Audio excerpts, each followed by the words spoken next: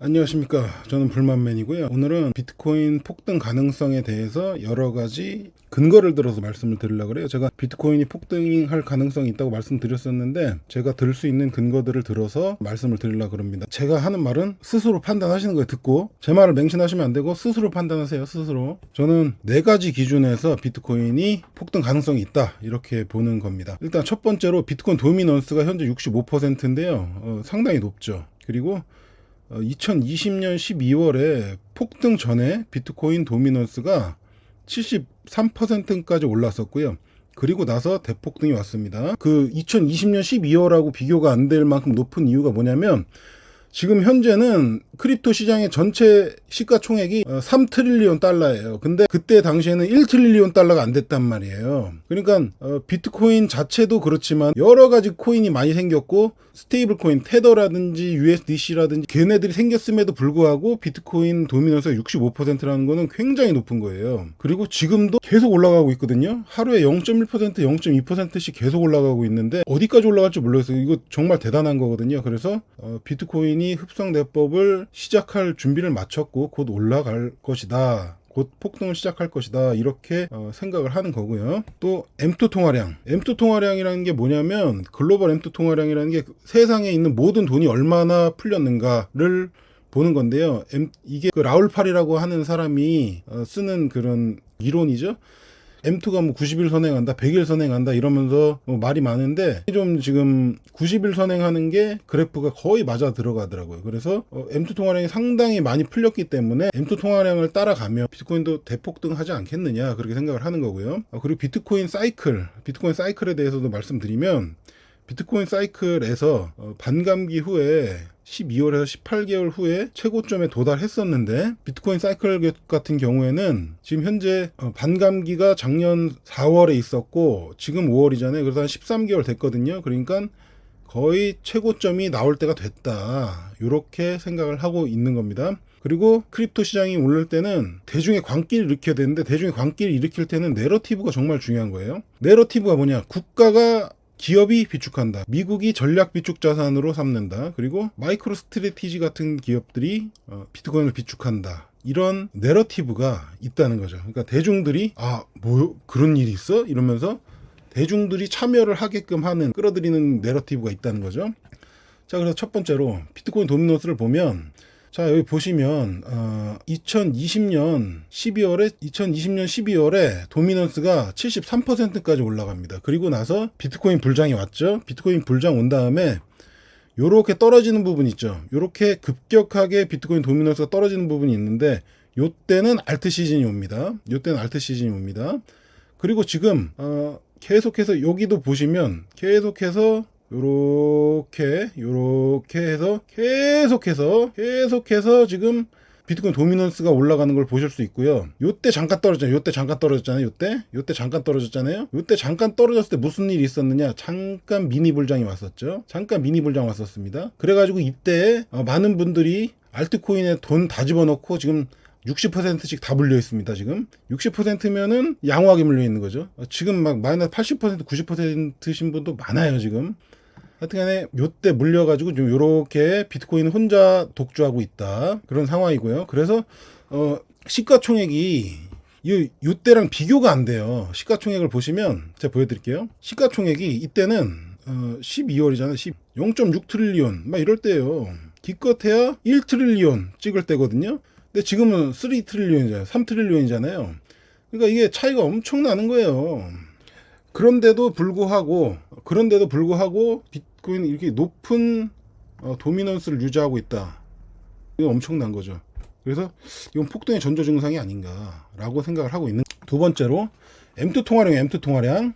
이 M2 통화량이 뭐냐면 보세요. 이 노란색 선이 M2 통화량이에요. 그리고 요렇게 움직이는 선이 비트코인 선입니다.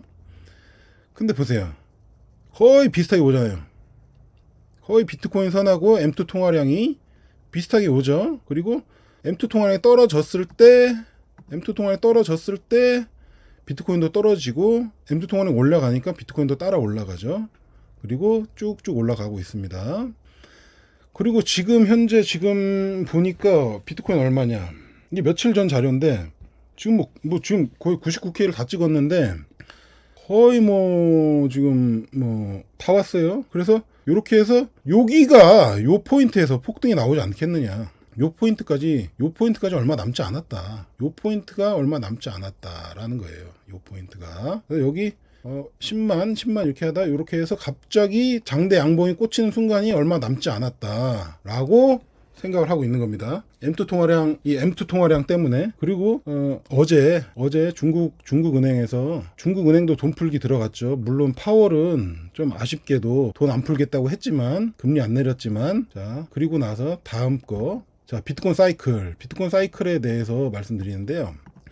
21년도만 일단 보죠. 21년도 고점에 반감기 날에 9.6K여서 9.6K 그리고 12개월 후에 46K가 됐고요. 18개월 후에 65K를 찍었어요.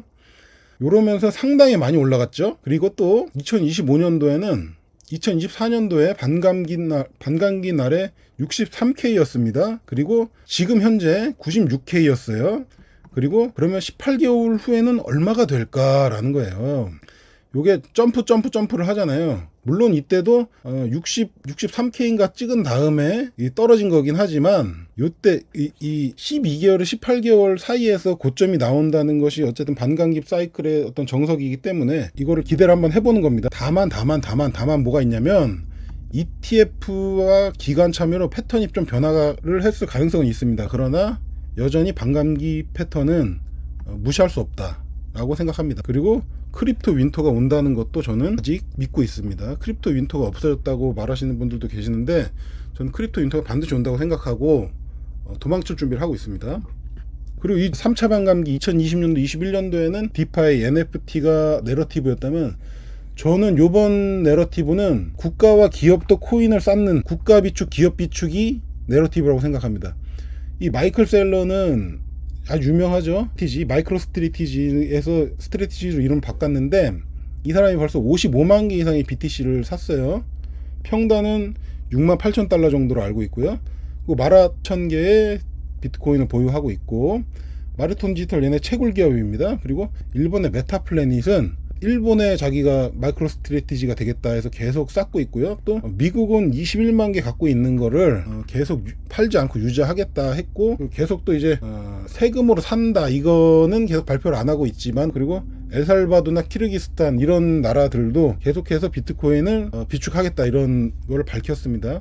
부탄 같은 나라도 있겠네요. 부탄은 채굴하는 나라니까 사실은 좀 다르죠. 근데 또 우리가 또 이걸 좀 생각을 해봐야 되는데 이게 뭐냐면 사실 이런 거는 중요하지만 중요하지 않을 수도 있습니다. 이게 무슨 뜻이냐면요. 제가 이렇게 네 가지의 어떤 폭등 가능성을 말씀드렸지만 저는 사실은 전부 다 믿지는 않습니다. 왜냐하면 이 도미넌스라는 거는 착시가 있을 수 있습니다. 왜냐하면 다른 코인들이 빠지니까 비트코인이 혼자 돋보일 수가 있는 거고요. M2도 돈이 풀린 것 같지만 그냥 기관끼리 풀었을 수도 있는 거예요. 우리한테 돈이 안 올 수도 있는 거고요. 또 사이클이라는 게 기관이나 더 많은 사람이 참여를 하면서 사이클이 깨졌을 수도 있는 거고요. 또 기관이나 나라가 비축하는 것도 사실은 믿을 수 없는 겁니다. 아니 손바닥 뒤집으면 그만이지 우리랑 약속한 거 아니잖아요. 계약한 거 아니잖아요. 그러니까 이것도 내러티브 뿐이지 믿을 수는 없는 겁니다. 그러니까 정말 중요한 건 뭐냐, 진짜 중요한 거는 실제가 아니에요. 진짜 중요한 건 실제가 아니고 대중이 그렇게 믿고 들어오는 게 중요한 거예요. 아직 안 들어왔단 말이에요. 대중이 시장은 심리로 움직이고 이제 상승을 하면은 할수록 이제 사람들이 올랐대 하면서 자꾸 올라타야 돼요. 올라타면은 이제 펌핑해서 올라갑니다. 그게 전 세계에서 그런 펌핑이 일어나고요. 비트코인은 전 세계에서 달려드는 자산이잖아요. 그래서 엄청나게 올라갈 수 있어요. 그래서 우리의 전략은 뭐냐, 이 대중이 믿고 달려들었을 때 팔고 나오는 겁니다. 내가 믿고 있는 코인들 최소한의 물량을 빼고는 대중이 믿고 모두가 행복할 때 팔고 나오는 게 우리의 전략입니다. 저의 전략입니다. 아시겠어요? 실제는 그렇지 않다는 거를 깨닫는 데까지 오랜 시간이 걸리지 않습니다. 그러니까 팔고 나와야 할 때가 반드시 올 겁니다. 그러니까 팔고 나와야 할 때가 반드시 오니까 행복할 때, 모두가 행복할 때 던져야 된다는 거죠. 자, 정하자면요, 긍정 요소랑 경계 요소 이런 게 있는데 어쨌든 제가 볼 때는 현재는 기회가 열리는 구간이다 이렇게 보는 거고요. 또 비트코인이 상당히 폭발적으로 상승하기 전이다 이렇게 생각도 할 수 있는 것 같습니다. 뭐 이런 멘트들은 AI가 PPT를 만든 거기 때문에 좀 이상한 멘트가 들어갔지만 어쨌든 그렇습니다. 가장 중요한 건 뭐냐, 이 크립토 시장에서는요, 살아남는 게 제일 중요합니다. 이 시장에서는 잃지 않는 게 제일 중요합니다. 그러니까 버는 것보다 잃지 않는 게 더 중요해요. 솔직히 한 10명 투자하면은 9분은 잃으실 건데 욕심을 버리고 던져야 됩니다. 사셨으면 욕심을 버리고 던져야 돼요. 수익이 나면 던져야 되고요, 손해가 나도 던져야 돼요. 손해가 나면 모르겠어요. 비트코인이나 이더리움까지는 손해가 나도 들고 있는 거를 저는 뭐 그것까지는 뭐 제가 뭐 모르겠어요. 그건 뭐 들고 언제나 들고 있으면은 회복을 해주는 애들이었으니까 그거는 모르겠지만, 그 외의 알트들은 반드시 던져야 된다고 저는 생각합니다. 마이너스 5%든지 얼마든지 반드시 던져야 된다고 생각을 해요. 잃지 않는 게 더 중요합니다, 버는 것보다. 그러니까 그런 거예요. 전쟁 나가서 람보가 되는 것보다 죽지 않고 돌아오는 게 더 중요한 거예요. 저는 그렇게 생각합니다. 제가 뭐 이런 것도 뭐 나중에 말씀드리겠지만은, 올라갈 때는 정말 기분 좋은데 떨어질 때 정말 살벌하거든요. 그러니까 정말 살벌하게 떨어지니까 그걸 생각하시고 도망갈 준비를 언제나 하고 계셔야 된다. 그리고 꼭 하셔야 될 거 뭐냐, 거래소에서 파셨으면 통장으로 빼세요. 통장으로.